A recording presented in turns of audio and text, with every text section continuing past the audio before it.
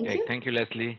Thank you, Kenneth. Very good questions, and that's exactly what I intend to discuss here today. So hopefully, I can give you some valuable information for uh, for the questions you raise. I have looked at, Leslie, all the firms and the participants who signed up. So as they come on board, I have a pretty good reference of who they are. So I think we have a good crowd that signed up for these things. So basically, we are a firm that is based in Dubai, UAE, in Cyprus, and in Switzerland. We're a boutique provider of advisory and management consulting services. Most of us have a strong financial background of some sort. Banking, the senior team has all worked in different banks in Switzerland, from Credit Suisse, UBS, some French banks, etc. So, and the approach we have to all our business, it is that we want to work very closely with our clients and look at putting together a holistic solution and maintain that holistic solution for its life. And we approach our clients, we identify our clients through a B2B business model. So most of our clients come from associates like yourselves on this call, whether they're tax advisors, investment managers, multifamily offices, lawyers, other corporate service providers, and that is why we're a niche player in the markets where we operate. The breadth of solutions we offer, it's all the things that have to do from our perspective on a multifamily office. So we start from the core, where we really need to spend a lot of time understanding our clients. We believe in today's world, people are trying to commoditize things and just sell a product rather than to try and understand the bigger picture. As a firm, we believe that a good solution must start from a clear understanding of the client's needs and circumstances, and that is, of course, as you know, extremely challenging, because that entails the client really opening up, or the client's associates to really open up and give us some of the insights so that we can better understand their goals, so that we can provide or suggest the best, the most effective solutions. So our product, starting from the core going out, so has to do with the wealth structuring and family office setup, and I understand that some of the participants here are in that business, so you understand that very well. And in today's world, that automatically means that we need to look at the tax situation. Therefore, a residency and a fiscal substance, or residency, which is what we'll discuss today, is very important, in addition to an alternate passport. Some of the things we'll discuss today. Corporate structures, predominantly in our area of focus, but also we work with associates like JC Corporate around the world, people that we've been doing business for quite some time. And with those associates, we're trying to provide additional solutions or other solutions for our clients in order to bring the desirable results. We're looking at fund structures and trust and foundations. And then, of course, all around this, to come and close the circle, is all the auxiliary services, whether it's, basic statutory requirements, accounting, VAT, audit, managing their bank accounts, health insurance, local support. And we tie all this together, as we'll discuss in a second about residency, by adding a sense of concierge service. So the idea here is not that we are tax advisors and therefore we only do tax. It's not like we're only lawyers and deal with the contracts, but rather we look at all the needs of the clients and we try and fill those gaps, whether we provide those services internally, which is most of the cases, and source some assistance from outside. So jumping in to the UAE, which is our primary office, I think we are a team of 18 people, and you see some of them on the screen here. We're a multicultural team. We have people from, France, South Africa, Philippines, India, China, Cyprus, Greece. So, quite a diverse team that all comes together and brings a different aspect of their experience and perspective to the world. Our clientele base is global, so we cannot say that we have more of this or more of that. We have a large number of clients from Asia. We have a good number of relationships all around Asia, from Hong Kong to China to Singapore to Malaysia to Indonesia to Thailand to the Philippines. And of course, being in Europe, we have a large number of of associates all across Europe, the CIS countries, and we're starting to see some work coming from Latin America. So what is the UAE? UAE stands for the United Arab Emirates, and it is the union of several emirates. So let me just try and see if I can. Yeah. So the UAE sits, in our opinion, somewhere between halfway between east and west, as you can see on this big map here. It is in the Arabian Peninsula, and it's comprised of 7 emirates. The most famous emirates are Dubai and Abu Dhabi. Abu Dhabi is the capital emirate and the capital city, but Dubai is probably the most famous one because it is the most cosmopolitan, and that is where our office is. And here you have a nice picture of Dubai that you can see what they have managed to build over the last 20 years out of the desert. I've been going to Dubai. I've been working with Dubai close to 20 years now. And I must say that half the things that you see on the screen here on this lovely satellite picture did not exist when I was there. I remember being able to drive my car to the beach, and now it's full of hotels. So it's a fascinating story, the United Arab Emirates and Dubai especially. It's fascinating because these people have really understood that the value of their brand was all about making it very business friendly. Unlike what most people think outside the region, Dubai does not have oil. Abu Dhabi has some oil, but Abu Dhabi is not like Saudi Arabia, that there is ample oil and they don't have to think about the future of their people. So Dubai today has established itself as a commercial hub. It is definitely the commercial capital of the GCC region, and the GCC region today, depends which countries you include, covers close to 500 million people. It is a gateway to Africa because it has 2 of the world's largest airlines, Emirates and Etihad. It has a big port that you can see here on the screen. The Dubai port is one of the largest ports, and I think it's the 3rd largest port in the world. And most of the goods that go into the GCC and Africa pass from there. But the most important thing for us in this case is that this is a country that has utilized its unique governance, which is a kingdom, let's say, or a monarchy. There are sheikhs in each of the emirates, to establish a very balanced approach to business. And Dubai understands that the rule of law and the reputation is more important than anything else. So this is not a country where you have irrationalities. It's a country that is very disciplined, and coming from a place like Hong Kong, I'm sure you can appreciate that and the values of that. And at the same time, they understand that they want to invite foreigners to come into the UAE. Some of the strategic benefits that they have today, which they have developed over the last 20 years, is their strategic location.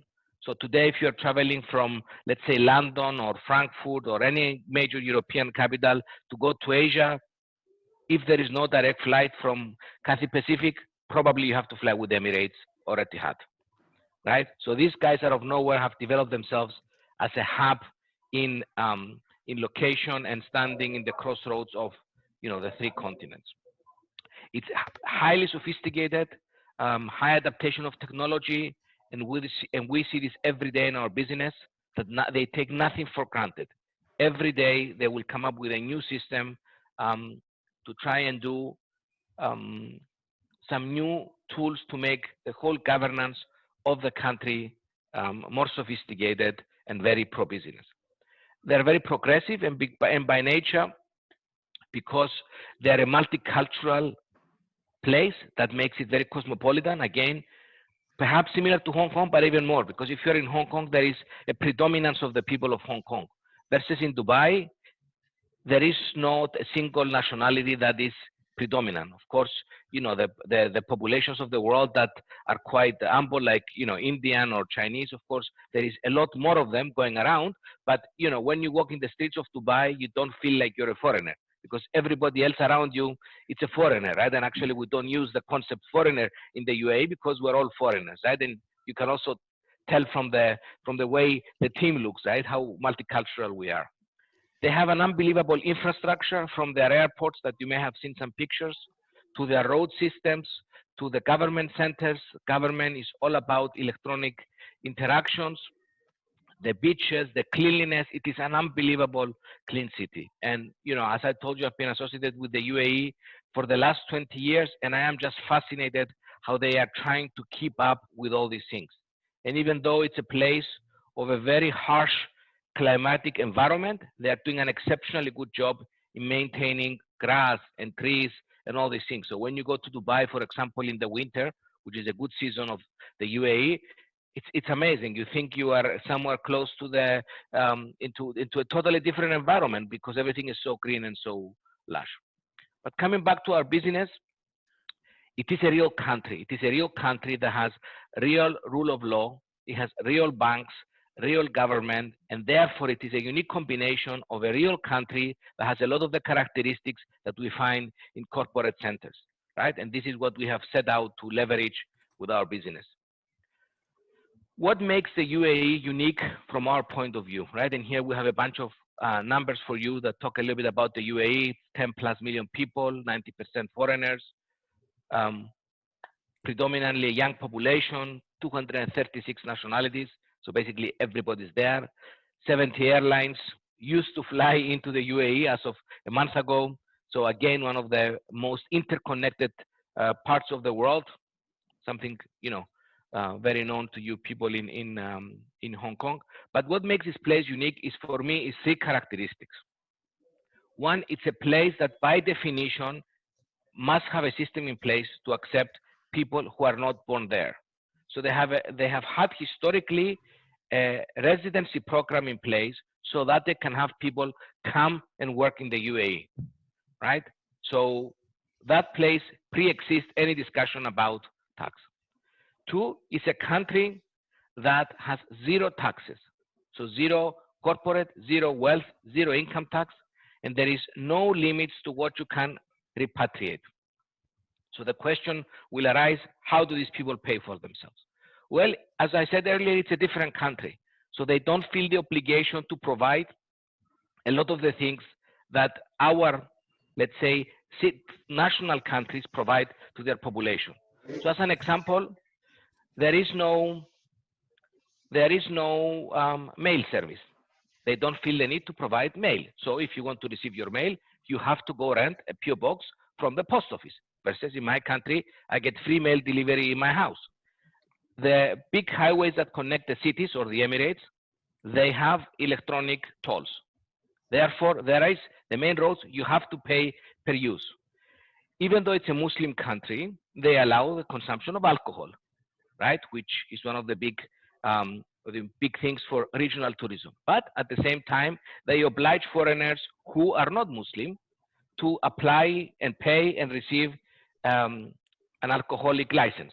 And they grant everybody the alcoholic license, but they make you pay for it. There is no free schooling, there is no free hospitals. So the people who actually live in the UAE have to pay for everything separately, but they pay on a fee basis and not via taxation. But this, for our clients, is fantastic, because even if you live in the UAE, the amount of money you pay to the government is not proportionate to your net worth. Why are we having this conversation? Why do we and JC Corporate feel that we should share with you the UAE as an option as you look at your client structures? Because it's tax efficient, obviously 0 tax, as we said. There is ample confidentiality. The government and the government authorities understand that there needs to be confidentiality. So ownership information, banking information is quite important, and therefore people, you know, do not share directors or owners registry. And 3, because we believe it's one of the world's new regional hubs, and moving into the 21st century, everybody should have on their radar screen this relatively small country with excessive power for its size. And that's what we are here to discuss with you.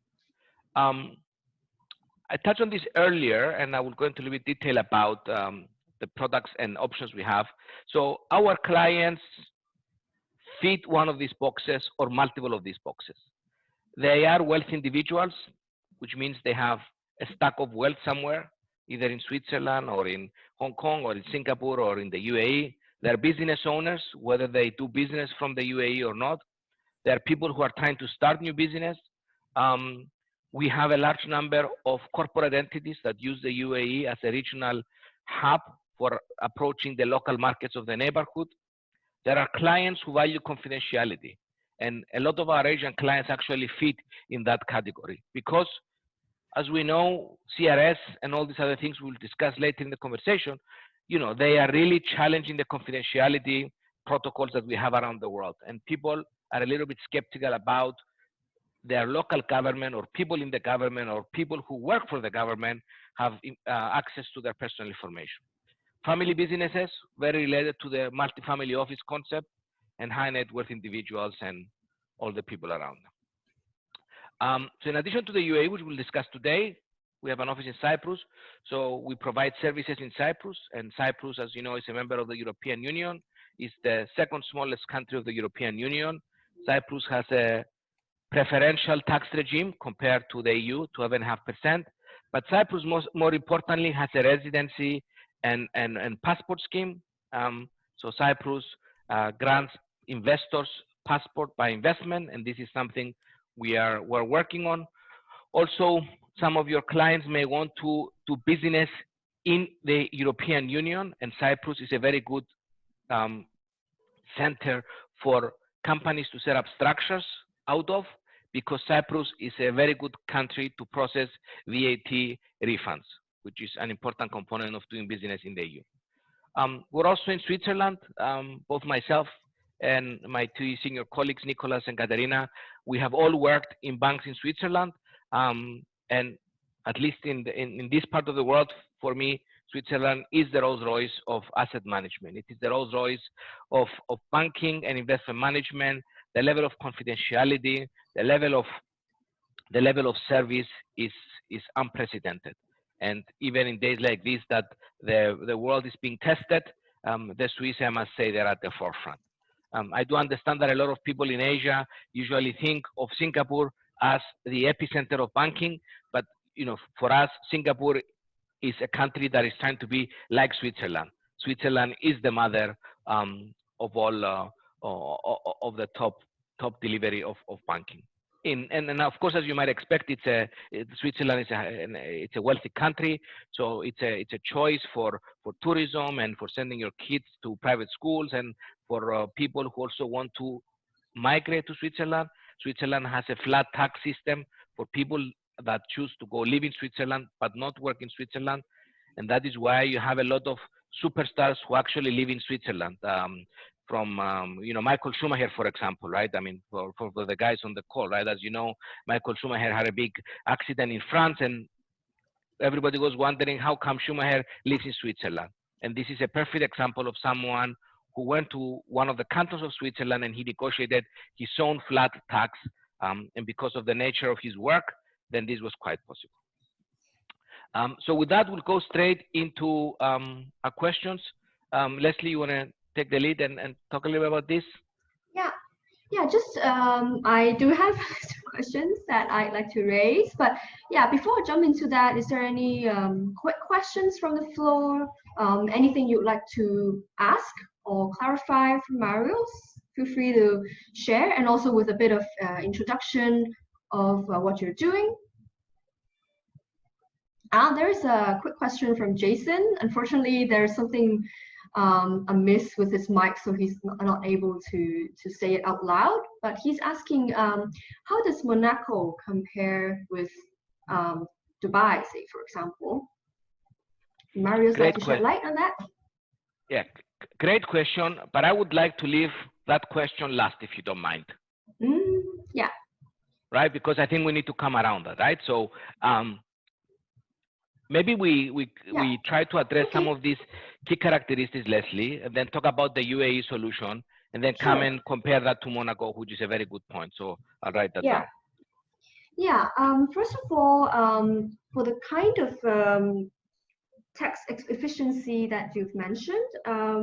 So actually, how does nationality compare with citizenship? Say, like, what's the difference between these concepts, and what does it mean for one to be a tax resident in a certain jurisdiction? Excellent. So in today's world, and especially with the explosion of the ability to acquire a citizenship, we have a lot of terms that they're used interchangeably, but they mean different things. As an example, nationality, citizenship, residency, and fiscal residency. And that is why I have this put on the board here, right? So citizenship, it is the passport that we hold. It is the country for which we're a citizen of. And in most cases, for most people, our citizenship, it is the country where either we're born or if our parents are from there, right? There's some exceptions because in some countries it doesn't matter if you're born in that country. If your parents are not from there, then you cannot acquire a passport. So for example, you know, my parents are from Cyprus. I was born in Cyprus and I have a Cyprus passport. So I am a citizen of Cyprus. My wife is Swiss. She has been Swiss, her family for 500 years. So she has a Swiss passport. Our children, because our countries allow the ability to have two citizenships, our children have both a Swiss and a Cypriot passport, okay? Nationality is usually an ethnic group. So in countries where the country itself has a lot of ethnic groups, the nationality indicates the descent you come. So in my case, I am Greek Cypriot. So I have a Cypriot passport, right? So I'm a national of Cyprus, and my ethnic assignment is Greek Cypriot, right? Residency, though, is slightly different. Residency is the country where you reside, or historically has been the country where people reside. And residency usually comes with a permit to reside in a third-party country. And Hong Kong or Singapore are good examples as countries that have a lot of people who are not from there, but they need a residency permit, right? Or PR, as they call it in Singapore, right? But the minute you start to mix the concept of tax, then we have a new concept that has risen the last couple of years, and that concept is the concept of fiscal residency. And in my opinion, for most of our clients, if not of our clients, that is probably the most important piece of the most important word from this list. And the reason is the fiscal residency is the country at which each one of us claims to pay, to be a tax resident of, and therefore pay taxes to, right? So if you take me as an example, I am a Cypriot citizen, I have a Cypriot passport, but my business is in Dubai, in the UAE. So I am a UAE resident. So for all intents and purposes, I need to decide where I will pay my taxes.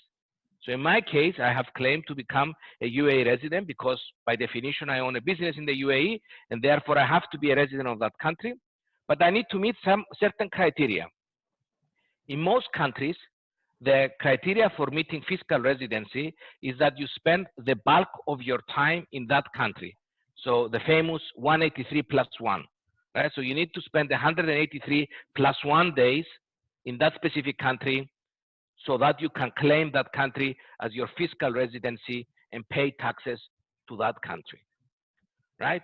And this is quite challenging because if you are a businessman that travels across the world and you have, you know, especially if you have older children, so you have a wife in country A, you have a business in country B, your children are in country C, and you have business in 5 countries, and therefore you are all over the world, then you are confronted with a difficult decision about which country you would prefer to pay taxes to from all these possibilities that you have in front of you, but also how can you demonstrate to all the other countries that you're not a resident of that country and pay taxes in that other country. And this is where the UAE is quite unique because, as I said earlier, the UAE is a country that allows people to become fiscal residents because it's a country that needs to have a system in place to have people residing there. So all my team, for example, that is in Dubai are residents of the UAE. And actually none of us is from the UAE. None of my team, none of the 13 people in Dubai were born in the UAE, and none of them has a UAE passport. But they're all residents. And some of us have been residents for many years. In my case, I have been a resident of the UAE for 18 years. One of our colleagues who is not on this call, he came to the UAE at the age of 12, and he's 41 now. So he's been a resident for 29 years, right? So the UAE, because they care less about taxes, because they don't have taxes, they don't really care about you paying taxes into the country because they don't have taxes. Therefore, the way they control the residency, the way they decide how to assign you a residency and therefore a fiscal residency of their country is slightly different. And this is the primary product we have out of our Dubai office. So in the UAE, if you set up a company, a certain type of company, you can become a UAE resident and you can claim the UAE as your fiscal residency without having to stay the 183 days. The UAE only requires you to visit the UAE every 180 days. So any one of us on this call can become a UAE resident through this structure. You don't have, you can live in any other country. You can travel the world. You can live on a boat. You can live on your ski chalet, on your Caribbean island. Doesn't matter. But as far as the UAE is concerned, they only want you to enter the country every 180 days. And that and some other minor criteria will suffice to give you the ability to have fiscal residency. We have any questions, any clarifications on that? Yeah, and Marius, you also just mentioned, I think from some of your previous slides about passport by investment, and this is also something that yeah, I'd like to hear more about this passport solution. How does it address the tax situation and also the confidentiality concerns? Thank you, Leslie. So very good question. So as most of you know, the last 5 years, we have seen an explosion in the offering of secondary passports. So in the past, people used to create offshore structures. And through the next subject we'll discuss, which is CRS, these offshore structures are slowly dying. So what came to the forefront is that buying alternative passports. And Cyprus has a scheme like that, and other European countries, actually all European countries today have a scheme. Usually these schemes fall into two categories. One of them is donation, so you make a donation to the country, and these programs are the programs that we usually find in the Caribbean. So you can buy a Caribbean, St. Kitts and Nevis or Antigua, where you make a donation to the country to $250,000, and they give you a passport. In Europe, we have mostly passports. We have mostly programs that grant passports by investment. So any one of you who are not from Europe can come to Cyprus or Malta or Spain or Portugal and follow a certain protocol of investment and acquire a passport. In Cyprus, as an example, you can buy real estate for 2 million euros. So it is your own real estate. You can manage it, rent it, etc. You have to hold $500,000 of it for 5 years plus. You make a small contribution to a high-tech fund, and then you can apply and you can get your passport in 6 months. But the passport itself does not mean that you automatically will pay taxes in Cyprus. Let's take the example. I'll pick a name here. Let's pick the example of Keith. Let's say Keith today comes and says, Marios, I want to buy a Cyprus passport. Great, we'll follow the process. We find some real estate. We spend $2 million, 3 months, he gets his residency. 6 months later, he gets his passport. But if he's not living in Cyprus, according to Cyprus regulation, he cannot claim fiscal residency in Cyprus. In order for Keith to claim fiscal residency in Cyprus, he must spend 183 days in Cyprus. Otherwise, he's still a Hong Kong national and a Hong Kong fiscal resident. Versus, if Keith comes today and says, Marios, I want to become a UA resident, then we'll set up a company for Keith. It will take us 1 week, 2 weeks.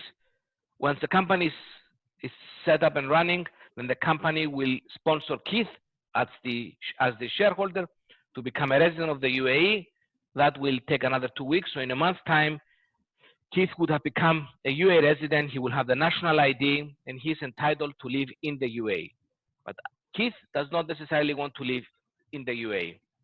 So we will urge Keith to get an apartment or some residential solution, and we have solutions that are not expensive.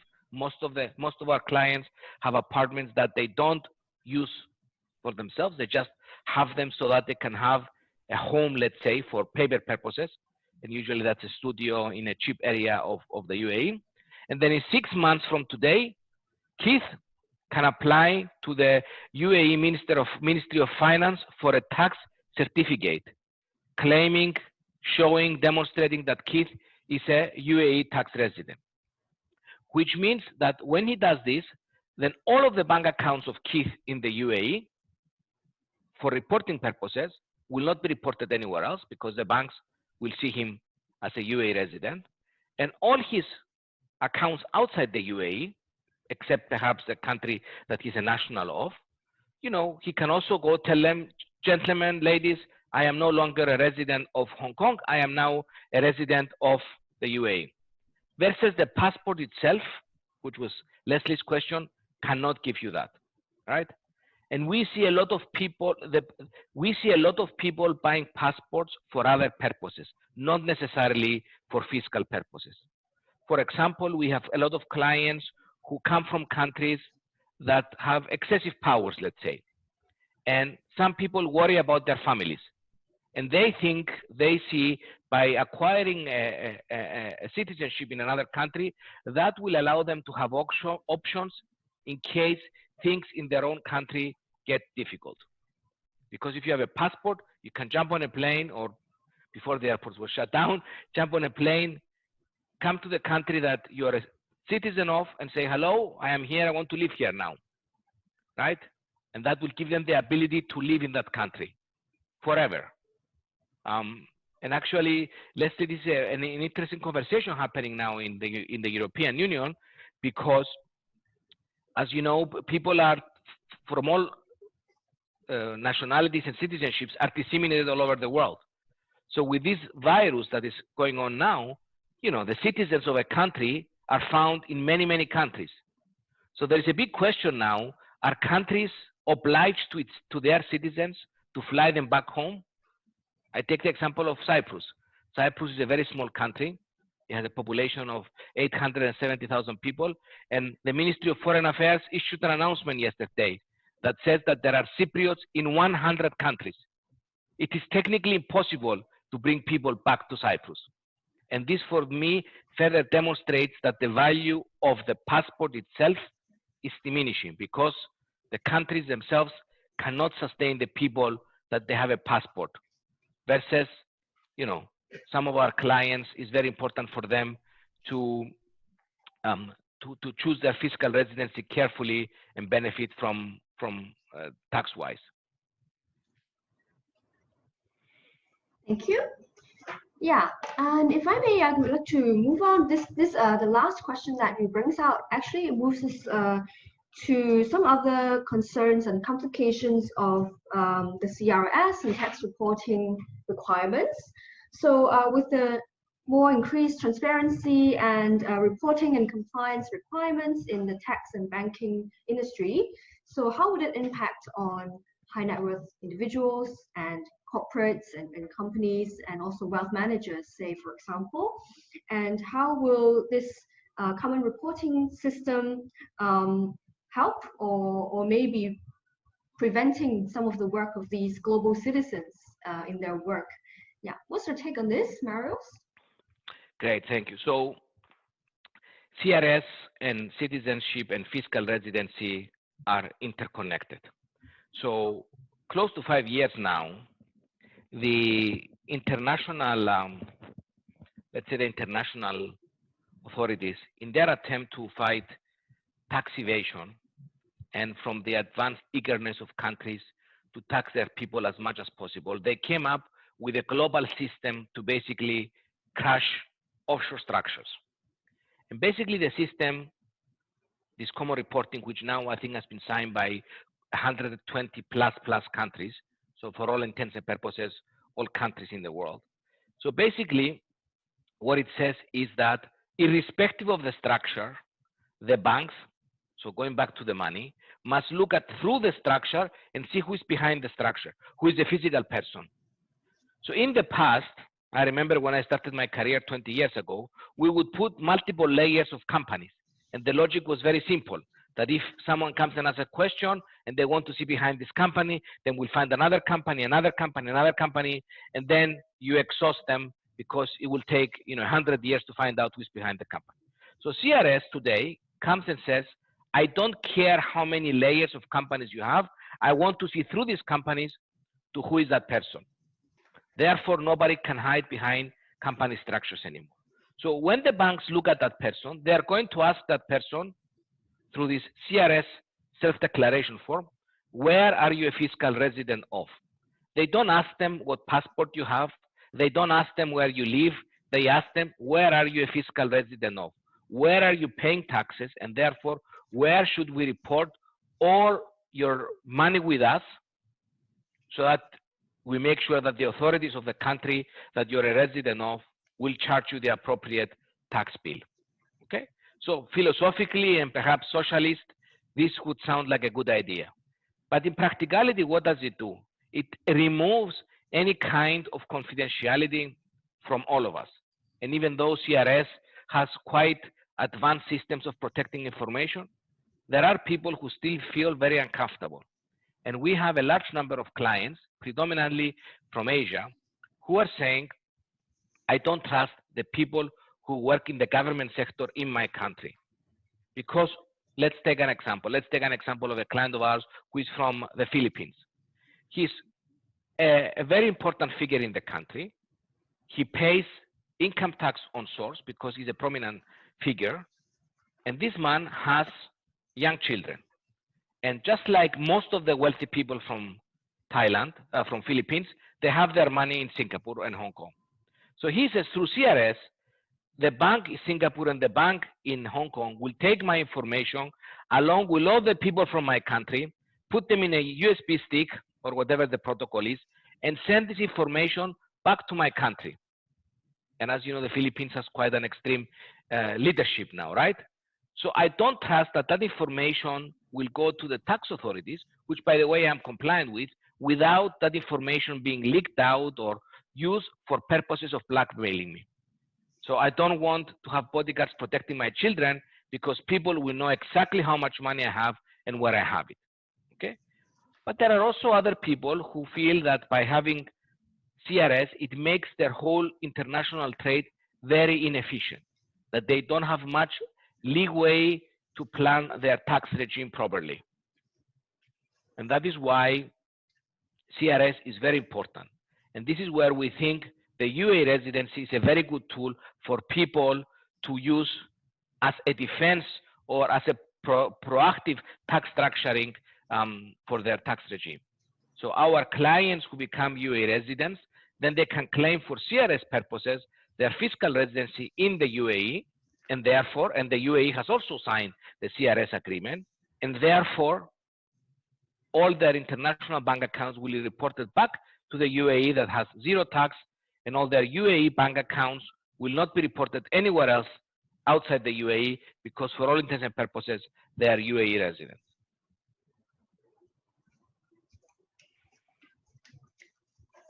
Is there any other quick questions from the floor? Yeah, just before we start the comparison of different tax-efficient jurisdictions that Jason has raised earlier.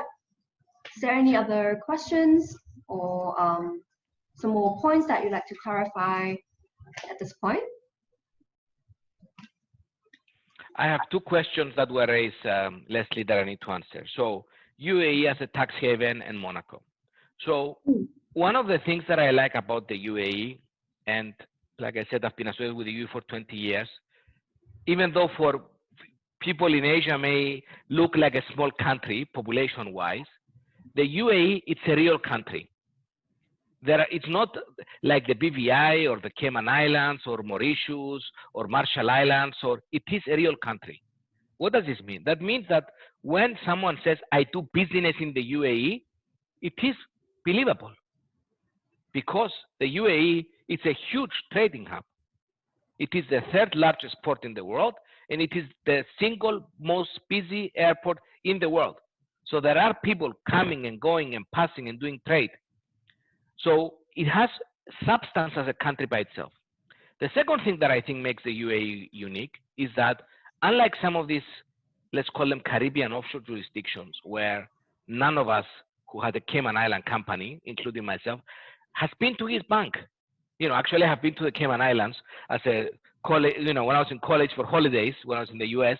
But in reality, right, I mean, who has been to Cayman Island or to BVI?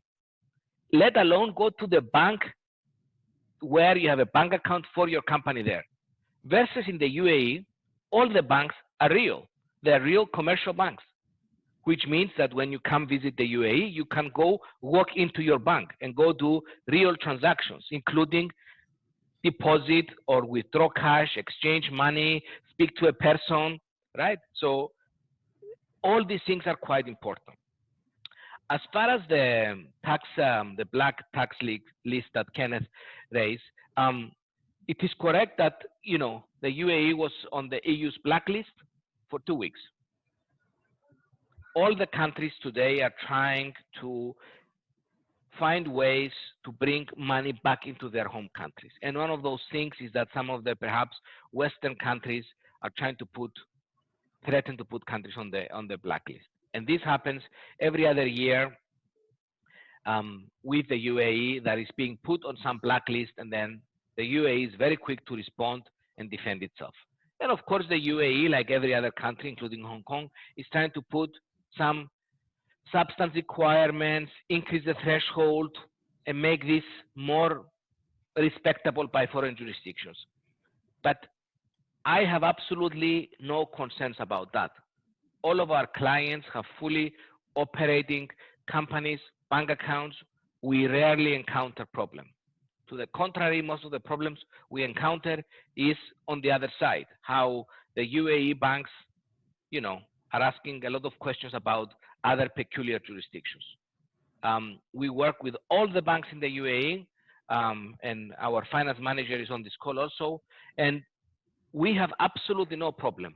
We also take a very proactive approach with our banks on behalf of our clients. So if we have a transaction, a sizable transaction, we call them up ahead of time, we inform them, we give them all the information that they want, invoices, contracts, whatever, so we rarely have problems. So that's about UAE being a tax haven. Now let's talk about Monaco. So if we think about residencies, I think the world today has 3 possibilities, okay? And these possibilities have a different cost structure, which means that they are best fitted for different caliber of clients. So in my opinion, here we have the UAE, so a structure like I proposed, will cost you anywhere between $30,000 to $40,000 per year. Then the next caliber is Monaco, that will cost you $200,000 to $300,000 per year. And then is Switzerland, where you negotiate a lump sum agreement that will cost you anywhere between $250,000 and $500,000 per year. What do I mean by that? So in the UAE, you can set up a company and become a resident, and therefore become a tax resident of the UAE and pay 0 taxes. And you can do this with the structure that I discussed before of the $30,000 to $40,000. If you choose to go to Monaco, then the cost, and Monaco and the UAE have similar characteristics. Monaco, for example, requires you to spend at least 30 days there, if I'm not mistaken, 30 or 60 days. And Monaco is a country where real estate is extremely expensive. So you set up your structure, you have to rent an apartment. So the cheapest apartment in Monaco will cost you several thousand euros per month. The place of accommodation must reflect the size of your family and the size of your wealth. And not only this, but Monaco goes into great extent to check that you are indeed staying there. So if I was to replicate for you a structure of the UAE in Monaco, that means I would have to have someone on the ground that uses your credit cards, if you're not there for 60 days, right? To use your credit cards in supermarkets, in restaurants, because the tax authority will come and say, Mr. Kenneth, are you living here in Monaco for 60 days? Can I please see that you went to restaurants, that you went to the supermarket, that you put gas in your car? Can I see your card? Do you have a car? Registration number. If you don't have a car, are you using Uber? Are you using taxi? How are you paying? Right? So that automatically raises the cost of the structure to something close, depending where you live or how big your family is, to 2 to 50. And then again, for people who are extremely wealthy and they really want to do this, then they go to Switzerland, where they say, hello, my name is Marios. I am worth 500 million euros. I have business in these 20 countries, and I would like to negotiate a lump sum agreement with cantons. So we'll, with our associate in Switzerland, we'll go around a couple of cantons, because each canton has a different negotiating power in Switzerland, and identify perhaps, Canton Vaud, which is where the city of Lausanne is, or Canton Schwyz, which is on the other side of the Lake of Zurich, are two of the most favorite. And then you go there and then you sit down and say, okay, Mr. Marios, if you're worth 500 million, that means someone of your caliber should be living in a house of 6 bedrooms. You must have 2 domestic staff. You must have 3 cars, whatever. All these things in order to support all this lifestyle, because I don't want to check if you rent this house or not. But in order for you to support this lifestyle in Switzerland, you must, we must assume that you're making X amount of money per year, and therefore your tax bill will be this. So Switzerland is great, Monaco is great, but it's potentially for a different caliber of people, right? And we can help you with both of those things, but the cost is substantially different. And also for me, it's a lifestyle decision, right? Monaco is beautiful. If you go in the month of July and August, it's a beautiful place by the Mediterranean. But in the winter, it's just a small, small place, very, very crowded, no airport close by. You have to drive to get everywhere, no major airlines fly in, which means you must either have your own plane or a timeshare or your own helicopter. It's a different ball game. Versus if you're in Dubai, from any major city in the world today, or not today, but before the crisis, you would have 4 or 5 flights a day. I mean, there are 45 flights a day from Dubai to London every day. When I come to Hong Kong, my assistant gave me, 12 choices of how to fly with Emirates from Dubai to Hong Kong. So it's a different caliber, right? Same thing with Switzerland, right? Switzerland is great. My wife is from Switzerland. But by God, it's not the most cosmopolitan place. It's beautiful, nature is nice, but to go there, if I have all this money and you want to go to nice restaurants and theater and entertainment, and Switzerland, you keep protected. You stay home, you don't go out, you don't spend too much money, right? It's a different caliber. Does that answer the Monaco questions and the UAE tax haven question, guys?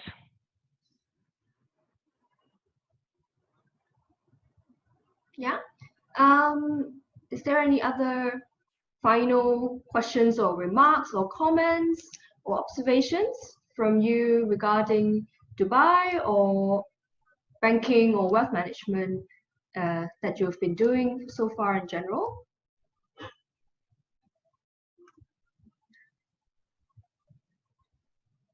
Marios, I have one question. This is Kenneth here. Generally speaking, how interested, how receptive are banks in the UAE when foreign companies approach them? Would they, simply put, would they be open to setting up a bank account for non-resident companies? Thank you, Kenneth. That's a very good question. So because of the things we discussed earlier, CRS and substance requirements, even though the technical answer would be it is not impossible to open a bank account for a foreign company, the reality of it is that it is extremely difficult. It is extremely difficult because the UAE says, I don't want to deal with being labeled as a foreign banking center. So every time we approach a bank, their first reaction is, guys, why doesn't your client create a UAE structure within his bigger structure, and we are happy to open an account for that. Also, from a cost point of view, it's better because the UAE has not signed the apostille agreement. So even if we were to try to open a bank account for a foreign company for your client, we will have to have all these documents notarized by the UAE embassy in the country where they're issued, and follow a similar process through the Ministry of Foreign Affairs in the UAE. So if you take a number, so if you are taking a complex structure, for example, where you will need 4 or 5 documents, you're talking about $10,000–$15,000 worth of document notarizations, right? And that doesn't necessarily guarantee that the account will be open. So in all the cases, we advise our clients, we sit down with our clients, our associates, and we look at where we can place in the big structure a UAE entity, because that is straightforward, and it opens us up to all the banks in the UAE. Thank you. Yeah, and Jason also posted one more clarification for Marios. Does the client just need to pass through the UAE every 180 days? Thank you, Jason. So technically, the correct answer is the following. Once you have a UAE residency, you must not stay outside the UAE for more than 180 days, which means that if you have your visa done and you leave the UAE on January 1st, that means you must re-enter the UAE before June 26 or something, right? And the UAE, because the system automatically will catch, because we have digital IDs that we enter and exit the country. So you must not stay out 180 days. And what we do for our clients, we keep track of their days. So in this case, what would happen is T-90, so 90, 90 days before the date. So let's say your date is 26th of June. So 26th of March, you would receive an email from my office saying, dear Jason, please note you need to enter the UAE on the 26th of June. Let us know if you made any arrangements or if you need help. You don't reply. Then T-60, 26th of April, you get another SMS, another email from the company saying what's going on. You don't reply. Then T-30, so 30 days before the threshold, either myself or my colleague Nicholas or your relationship manager will call you up and say, Jason, is there a problem? Why haven't you made any arrangements? Do you need help? If you don't come, ABC will happen.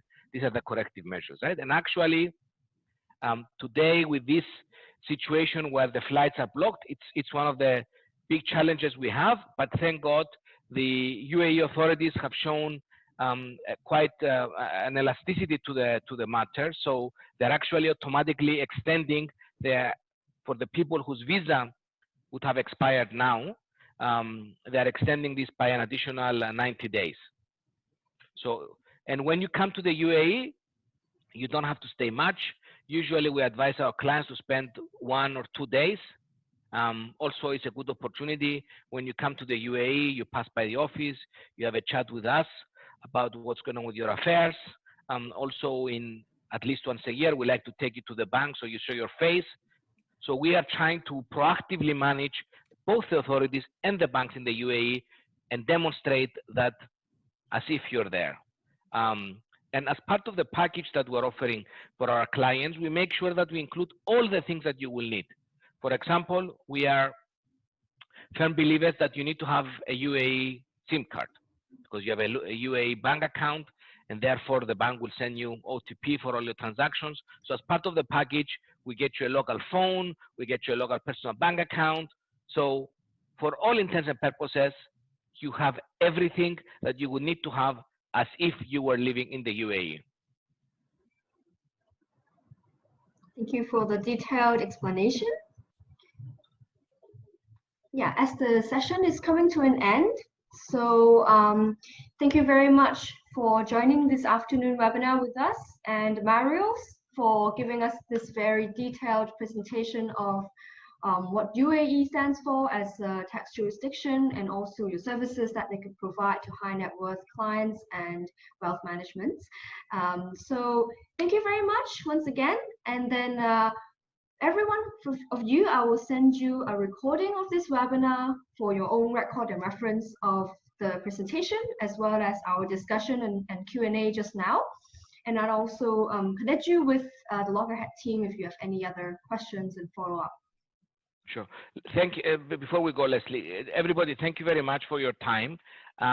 We will follow up with you with more information about the UAE and some of the solutions, but also I want to mention something. So the UAE was planning to have this famous expo the second half of the year. This is the international expo that happens every 5 years, and Dubai is hosting this year, and it's called Expo 2020. As I understand, they're in discussions now, and they will make a decision with the international authority whether to postpone it, and probably will postpone it to next year, just like they're postponing the Olympics. But since January 1st, because of our good relationship with these authorities, we've been running a special offer. So we managed to get some special prices from the authorities, and we also lowered our fees in celebration of this expo. And we'll run this through the end of the year, I guess, now with all that is going on around. Clients can set up this structure with a substantial discount on year one. I think our discount today is $3,000 from the structure, which is quite substantial, right? It's more than 15–20%. So we'll send that around with all the information. So if you have any clients that you think the UAE may fit them, please have a conversation with Leslie or myself or anyone else from my team. So, you know, as the world clears up, then maybe they can take advantage of this opportunity as well. Thank you very much. Thank you, everyone. Thank you. Yeah. Stay safe. Take care. Thank you. Thank you, everyone. Thank you, Leslie. Thank you. Thank you.